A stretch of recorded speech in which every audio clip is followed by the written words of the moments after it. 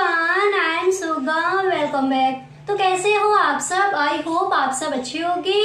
स्वागत है आप सभी का आपके अपने एसपी स्टडी यूट्यूब चैनल पर। तो गाइस, आज हम आपके लिए इस वीडियो में लेकर आए हैं आज हम यहाँ पर आपके लिए लेकर आए हैं अर्थशास्त्र के जो भी आपके महत्वपूर्ण क्वेश्चन हैं उन सारे प्रश्नों के बारे में यहाँ पर हम डिस्कस करेंगे। ठीक है, तो पहले हम देखेंगे जो आपके ऑब्जेक्टिव क्वेश्चन हैं वो कौन कौन से आएंगे। इसके बाद जो आपके सब्जेक्टिव क्वेश्चन हैं उनको भी यहाँ पर हम देखेंगे। ठीक है, तो आपको ये वीडियो पूरा देखना है। इस वीडियो को आप बिल्कुल भी स्किप ना करें।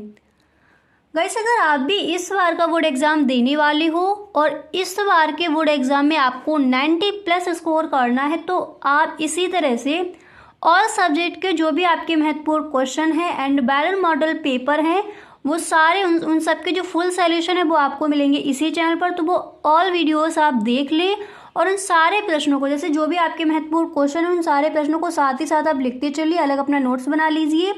एंड इसी तरह से जो बैरल मॉडल पेपर हैं सॉल्व किए हुए तो उनको भी आप देख लीजिए और वो सारे जो मॉडल पेपर हैं उनको आप कॉपी में लिखते चलिए। ठीक है, और जब आपका अगर बोर्ड एग्ज़ाम पास आएगा तो वही कॉपी आपको रिवाइज करके जाना है।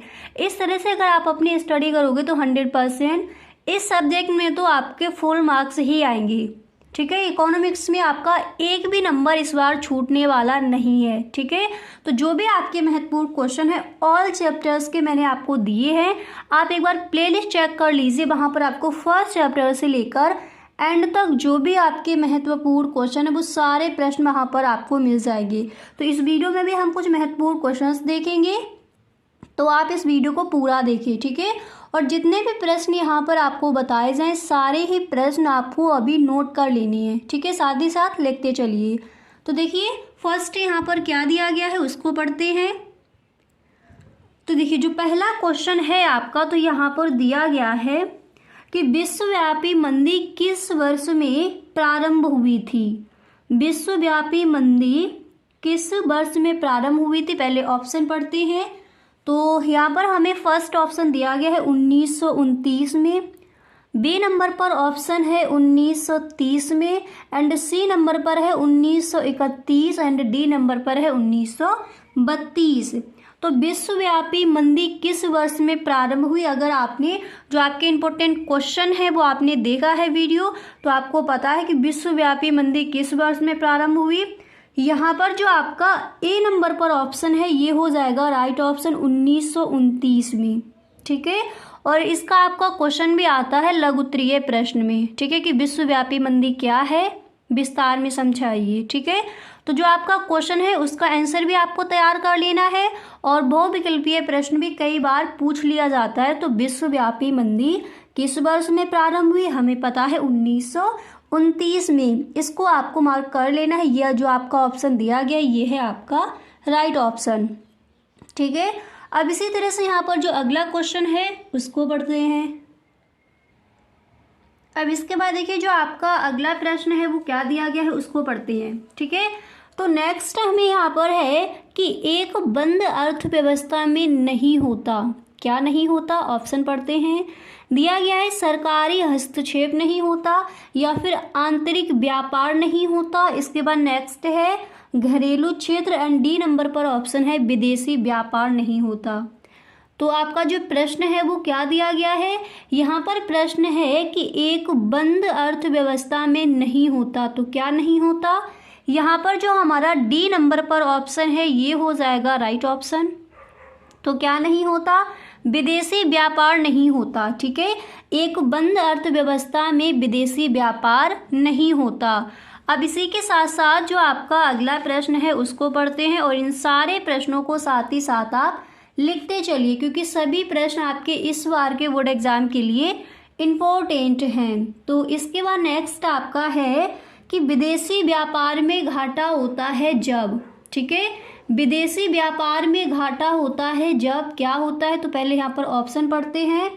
फर्स्ट जो आपका ऑप्शन है तो यहाँ पर दिया गया है कि आयात घटते हैं एंड बी नंबर पर ऑप्शन है कि निर्यात घटते हैं। इसी तरह से सी नंबर पर है कि आयात निर्यात से कम होता है एंड डी नंबर पर है निर्यात आयात से कम होता है।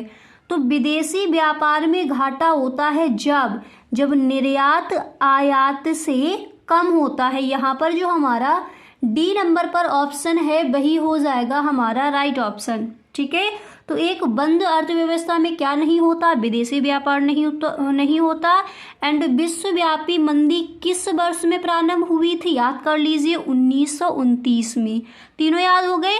इसके बाद यहाँ पर जो नेक्स्ट है उसको देखते हैं। इन सारे प्रश्नों को साथ ही साथ आप लिखते चलिए क्योंकि सभी प्रश्न इस बार के बोर्ड एग्जाम के लिए इम्पोर्टेंट है। तो इसके बाद यहाँ पर आप देख सकते हो जो आपका अगला प्रश्न है, तो वो प्रश्न आपका क्या दिया गया है। तो देखिए यहाँ पर जो आपका नेक्स्ट क्वेश्चन है, तो क्वेश्चन दिया गया है कि किसी देश का भुगतान संतुलन सदैव रहता है। तो कैसा रहता है, संतुलित रहता है, असंतुलित रहता है, धनात्मक संतुलित रहता है या फिर ऋणात्मक संतुलित रहता है। तो यहाँ पर आपको देखना है कि जो आपका सही ऑप्शन है वो आपका यहाँ पर क्या हो जाएगा। ठीक है, तो क्वेश्चन आपका यहाँ पर क्या दिया गया था, तो प्रश्न हमारा यहाँ पर है कि किसी देश का भुगतान संतुलन सदैव रहता है। कब रहता है, कैसा रहता है, तो यहाँ पर जो आपका ए नंबर पर ऑप्शन है ये हो जाएगा सही ऑप्शन, संतुलित।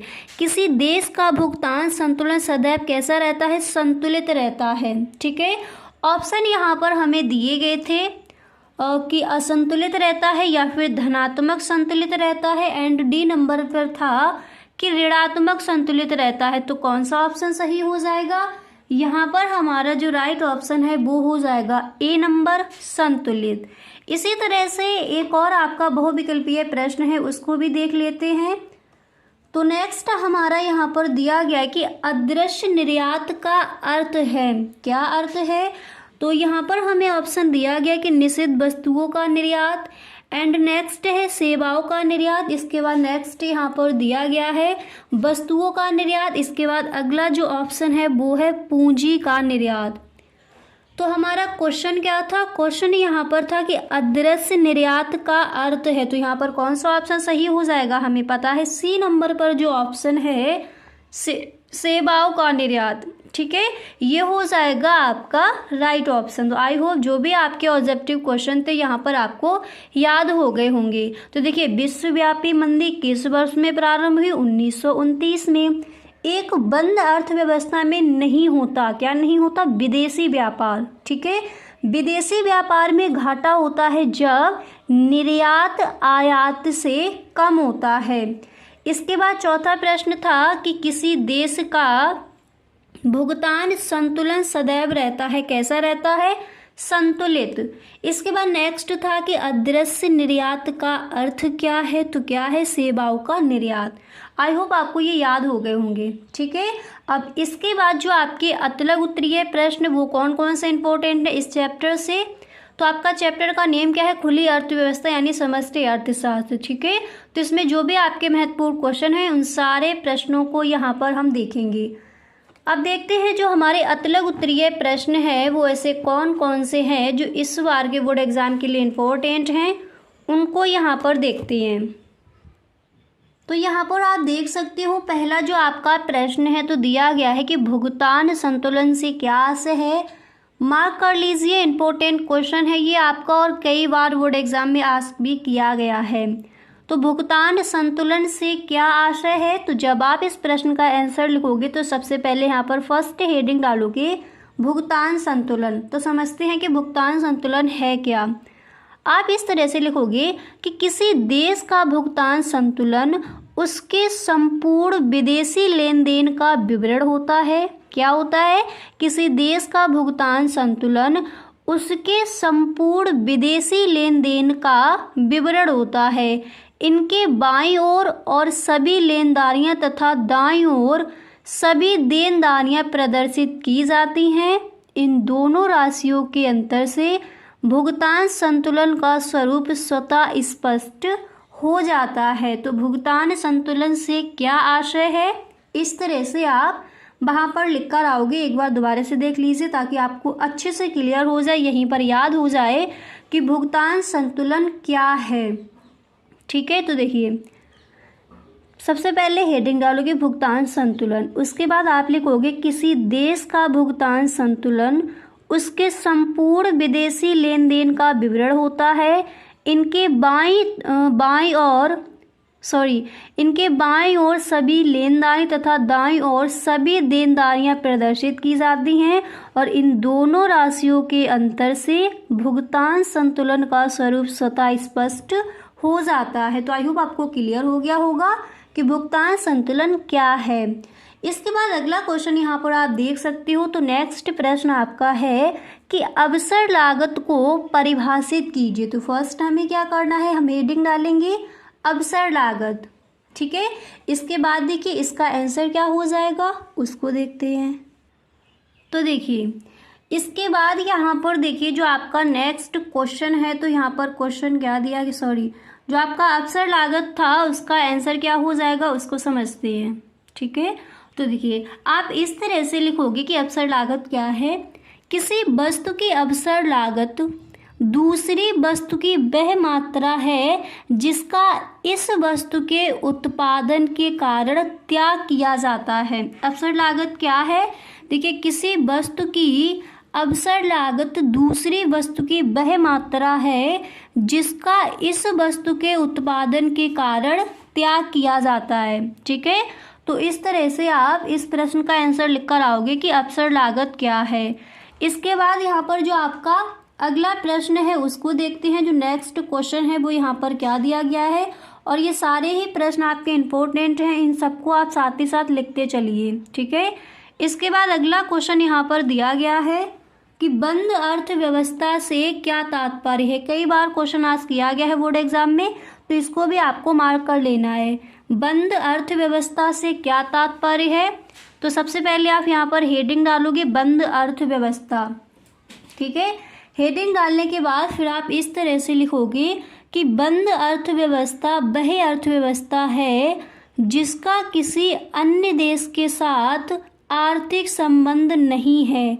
ऐसे देश में ना आयात होते हैं और ना ही निर्यात, ठीक है। तो बंद अर्थव्यवस्था क्या है, अभी आपने बहुविकल्पीय जो प्रश्न था वो देखा था। तो बंद अर्थव्यवस्था के अंतर्गत क्या नहीं होता, विदेशी व्यापार नहीं होता, ठीक है। तो बंद अर्थव्यवस्था है क्या, इसका आंसर एक बार दोबारा से देख लीजिए। सबसे पहले आपको हेडिंग डालनी है बंद अर्थव्यवस्था। हेडिंग डालने के बाद फिर आप लिखोगे कि बंद अर्थव्यवस्था वह अर्थव्यवस्था है जिसका किसी अन्य देश के साथ आर्थिक संबंध नहीं है। ऐसे देश में ना आयात होते हैं और ना ही निर्यात। और आपका क्वेश्चन ये भी आस्क किया जाता है कि भारत की अर्थव्यवस्था कैसी है, मिश्रित अर्थव्यवस्था है, ठीक है। तो बंद अर्थव्यवस्था क्या होती है, आई होप अच्छे से आपको ये क्वेश्चन का आंसर क्लियर हो गया होगा। अब इसके बाद यहाँ पर जो आपका नेक्स्ट प्रश्न है उसको देखते हैं। अब इसके बाद यहाँ पर जो आपका अगला प्रश्न है उसको देखते हैं कि नेक्स्ट क्वेश्चन आपका क्या है और कौन सा प्रश्न आपको तैयार करना है, ठीक है। तो अगला प्रश्न आपका यहाँ पर दिया गया है कि भुगतान संतुलन के पूंजी खाते के घटकों का उल्लेख कीजिए। क्वेश्चन क्या है कि भुगतान संतुलन के पूंजी खाते के घटकों का उल्लेख कीजिए। इसको आप तैयार कर लीजिए, ठीक है। पूछा तो नहीं है, फिर भी आपको ये क्वेश्चन तैयार कर लेना है, ओके। पर ये क्वेश्चन आपको कई बार पूछा गया कि भुगतान संतुलन क्या है, या फिर भुगतान संतुलन की डेफिनेशन दीजिए, भुगतान संतुलन से क्या आशय है, भुगतान संतुलन से आप क्या समझते हैं। तो ये आपको तैयार करना है। और बंद अर्थव्यवस्था क्या होती है, ये भी क्वेश्चन कई बार पूछा गया है। अब ये जो आपका प्रश्न यहाँ पर है कि भुगतान संतुलन के पूंजी खाते के घटकों का उल्लेख कीजिए, इसको भी देख लेते हैं क्वेश्चन क्या है, इसका आंसर क्या हो जाएगा। तो देखिए आप इस तरह से लिखोगे इस प्रश्न का आंसर कि भुगतान संतुलन का पूंजी खाता देश के निवासियों और शेष विश्व के बीच हुए उन सौदों का रिकॉर्ड रखता है। इसके घटक हैं, यानी भुगतान संतुलन क्या है, भुगतान संतुलन के पूंजी खाते के घटक क्या है। देखिए भुगतान संतुलन का पूंजी खाता देश के निवासियों और शेष विश्व के बीच उन सौदों का रिकॉर्ड रखता है। इसके घटक कौन कौन से हैं, देखिए फर्स्ट हो जाएगा विदेशी को उधार विदेशों से उधार, विदेशी को उधार विदेशों से उधार। इसके बाद नेक्स्ट आप यहाँ पर लिखोगे देखिए अगला प्रश्न आपको लिखना है कि विदेशों में और विदेशों से निवेश, विदेशों में निवेश और विदेशों से निवेश। इसके बाद यहाँ पर नेक्स्ट आपको लिखना है कि विदेशी विनिमय कोष में परिवर्तन। ठीक है, अब इसके बाद जो आपका अगला प्रश्न है वो यहाँ पर क्या दिया गया है उसको देखते हैं। इसके बाद यहाँ पर जो आपका नेक्स्ट क्वेश्चन है, अगला जो आपका प्रश्न है तो वो यहाँ पर दिया गया है, आप देख सकते हो कि विनिमय नियंत्रण क्या है। क्वेश्चन क्या है, विनिमय नियंत्रण क्या है। तो सबसे पहले हेडिंग डालोगे विनिमय नियंत्रण, उसके बाद इस तरह से आपको लिखना है। देखिए विनिमय नियंत्रण क्या है। विनिमय नियंत्रण का आशय मौद्रिक अधिकारी के उन सभी हस्तक्षेपों से होता है जो विनिमय दरों या उनसे संबंधित बाजारों को प्रभावित करने के लिए किए जाते हैं। ठीक है, तो विनिमय नियंत्रण का आशय मौद्रिक अधिकारी के उन सभी हस्तक्षेपों से होता है जो विनिमय दरों या उनसे संबंधित बाजारों को प्रभावित करने के लिए किए जाते हैं। ठीक है, तो आई होप आपको क्लियर हो गया होगा कि इस प्रश्न का आंसर आप किस तरह से लिखोगे। इसी के साथ साथ जो आपका नेक्स्ट क्वेश्चन है वो क्या दिया गया है उसको देख लेते हैं। तो देखिए यहाँ पर जो आपका अगला प्रश्न है, तो नेक्स्ट क्वेश्चन आपका यहाँ पर दिया गया है कि चालू खाते की मदें बताइए। Very very most important question है, इसको आपको मार्क कर लेना है। ठीक है, कि चालू खाते की मदें बताइए, कई बार क्वेश्चन पूछा गया है बोर्ड एग्जाम में। तो सबसे पहले आपको करना क्या है, पहले देखिए किसी भी प्रश्न का आप आंसर लिखते हो तो सबसे पहले आप हेडिंग डालिए। ठीक है, ब्लैक पेन से कि चालू खाते की मदें। उसके बाद आप लिखोगे कि चालू खाते के अंतर्गत उन सभी लेन देनों को सम्मिलित करते हैं जो वर्तमान वस्तुओं व सेवाओं के आयात निर्यात के लिए किए जाते हैं। इसमें सम्मिलित होने वाली मदें हैं दृश्य वस्तुओं का आयात व निर्यात, इसके बाद अदृश्य मदें। ठीक है, तो किस तरह से आंसर लिखना है, इसका आंसर क्या हो जाएगा एक बार दोबारा से देख लीजिए। आप इस तरह से लिखोगे कि चालू खाते के अंतर्गत उन सभी लेन देनों को सम्मिलित करते हैं जो वर्तमान वस्तुओं व सेवाओं के आयात निर्यात के लिए किए जाते हैं। इसमें सम्मिलित होने वाली मदें हैं दृश्य वस्तुओं का आयात व निर्यात, एंड दूसरी आपको लिखनी है अदृश्य मदें। ठीक है, तो गाइस आई होप आपको समझ आ गया होगा जो आपका चैप्टर है इसमें कौन कौन से ऐसे क्वेश्चन हैं जो इम्पोर्टेंट हैं। इसी तरह से आपको फर्स्ट चैप्टर से लेकर एंड तक जो भी महत्वपूर्ण प्रश्न है वो आपको चाहिए तो एक बार आप प्लेलिस्ट ज़रूर चेक कर ले, वहाँ पर आपको सारे वीडियोस मिल जाएंगे।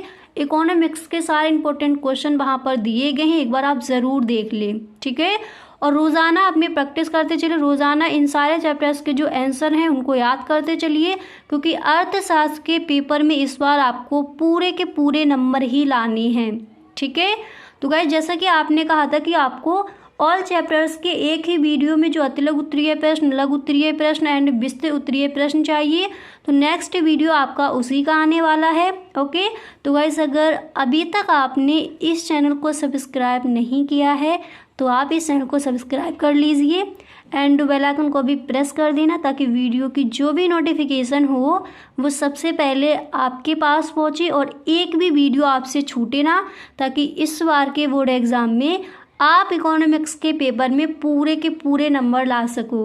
वीडियो सच में पसंद आया हो तो इसको लाइक कर दें, और गाइस आपको वीडियो अच्छा लगा करे तो एक बार सभी दोस्तों में वीडियो को आप शेयर ज़रूर कर दिया करें। ठीक है, थैंक यू सो मच। तो गाइस कैसा लगा वीडियो, आई होप ये वीडियो आपको पसंद आया होगा। अगर सच में ये वीडियो आपको अच्छा लगा है तो आप इस वीडियो को अपने सभी दोस्तों में एक बार शेयर जरूर करें। ओके, वीडियो अच्छा लगा करे तो please time in the comment box, आप में कमेंट बॉक्स में जरूर बताएं। Okay, thank you so much.